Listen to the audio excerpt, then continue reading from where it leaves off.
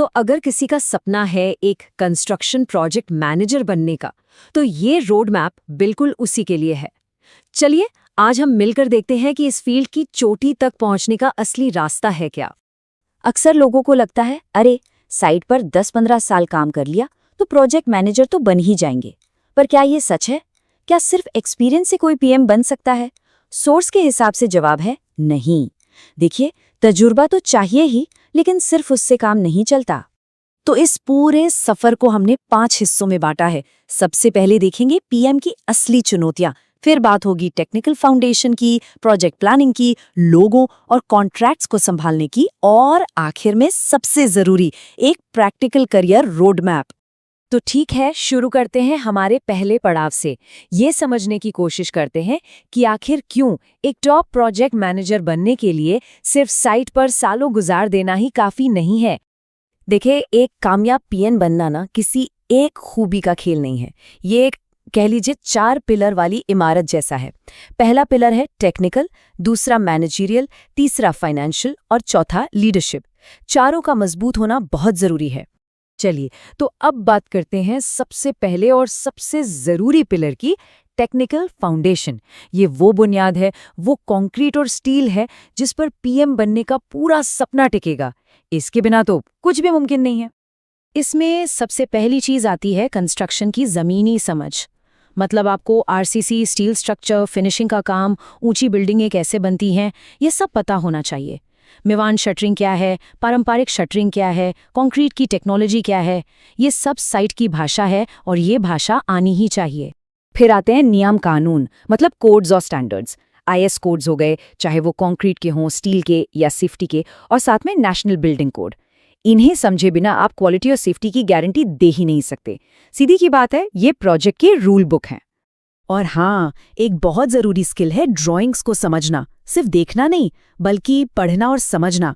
चाहे वो structural drawing हो, आर्किटेक्चरल हो, या फिर एमईपी यानी मैकेनिकल, इलेक्ट्रिकल और प्लम्बिंग वाली ड्राइंग। जब तक आप इन्हें ठीक से नहीं समझ पाएंगे, साइट पर कंट्रोल और कोऑर्डिनेशन कैसे करेंगे? नामुमकिन है। तो टेक्निकल फाउंडेशन तो मजबूत हो गया। अब चलते हैं अगले लेवल पर, जहां सिर्फ काम करवाने से बात नहीं बनती, बल्कि स्ट्रैटेजी बनाने से बनती है। यहां हम बात करेंगे प्लानिंग और पैसे के कंट्रोल की। किसी भी प्रोजेक्ट के ना 2 सबसे बड़े पहलू होते हैं, टाइम और पैसा। एक तरफ आपको टाइम मैनेज करना है, यानी प्लानिंग और शेड्यूलिंग। इसमें बार चार्ट बनाना, सीपीएम, रिसोर्स प्लान करना, और अगर प्रोजेक्ट लेट हो रहा है तो रिकवरी शेड्यूल बनाना, ये सब आता है। और दूसरी तरफ है पैसा, यानी कॉस्ट और बिलिंग।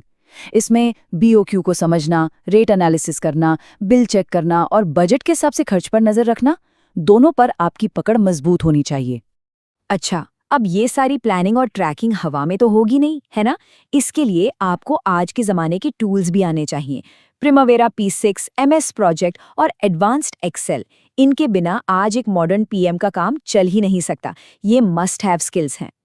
चलिए, अब बात करते हैं प्रोजेक्ट के दिमाग की, उसके कमांड सेंटर की। यहाँ बात सिर्फ ईंट और सीमेंट की नहीं है, यहाँ बात है लोगों को लीड करने की और कॉन्ट्रैक्ट के कानूनी दांव-पेच समझने की। ये है असली हाई लेवल स्किल्स। अक्सर लोग सोचते हैं पीएम का काम सिर्फ काम देखना है। नहीं, पीएम का सबसे बड़ा काम अपनी टीम को संभालना है, और ये एक कला है। इसमें साफ साफ बात करना, टीम में जोश भरना, सही समय पर सही फैसला लेना, अगर कोई झगड़ा हो तो उसे सुलझाना, और सही इंसान को सही काम देना, ये सब शामिल है। इसी को तो लीडरशिप कहते हैं। और जैसे जैसे कोई सीनियर लेवल पर जाता है, एक और चीज़ बहुत ज़रूरी हो जाती है, कॉन्ट्रैक्ट की समझ। आपको पता होना चाहिए कि लम सम कॉन्ट्रैक्ट क्या होता है, आइटम रेट क्या है, लिक्विडेटेड डैमेजेस जिसे LD कहते हैं, या एक्सटेंशन ऑफ टाइम यानी EOT, इन सब शर्तों का क्या मतलब है। ये ज्ञान ही आपके प्रोजेक्ट को कानूनी और फाइनेंशियल मुश्किलों से बचाता है। अच्छा, टेक्निकल स्किल्स हो गई, मैनेजमेंट स्किल्स हो गए, पर एक चीज़ है जो एक अच्छे पीएम को एक बेहतरीन पीएम बनाती है, वो है सॉफ्ट स्किल्स। क्लाइंट से कैसे बात करनी है, अपनी बात प्रेजेंट कैसे करनी है, मोल भाव यानी नेगोशिएशन कैसे करना है, और सबसे ज़रूरी प्रेशर और स्ट्रेस कैसे झेलना है। यही वो स्किल्स हैं जो आपको भीड़ से अलग खड़ा करती हैं। तो अब तक हमने सारी स्किल्स की बात कर ली, पर सवाल ये है कि इन स्किल्स को हासिल कैसे करें। तो चलिए अब आते हैं सबसे ज़रूरी हिस्से पर। आपके प्रैक्टिकल करियर रोड मैप पर। ये एक स्टेप बाय स्टेप गाइड है जो आपको मंजिल तक ले जाएगी। तो अगर कोई आज एक साइट इंजीनियर है तो वो पीएम कैसे बनेगा? रास्ता बिल्कुल साफ है। पहला कदम, साइट पर अपने काम को एकदम पक्का करो।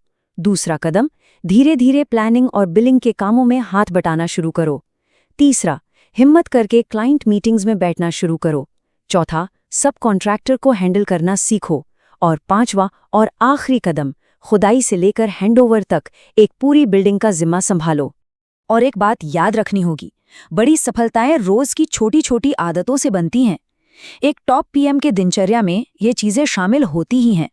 रोज सुबह साइट का एक चक्कर लगाना, दिन खत्म होने पर डीपीआर देखना, खर्च पर रोज नजर रखना, हर हफ्ते अगले हफ्ते की प्लानिंग करना और प्रोजेक्ट में क्या गड़बड़ हो सकती है इसका अंदाजा लगाना।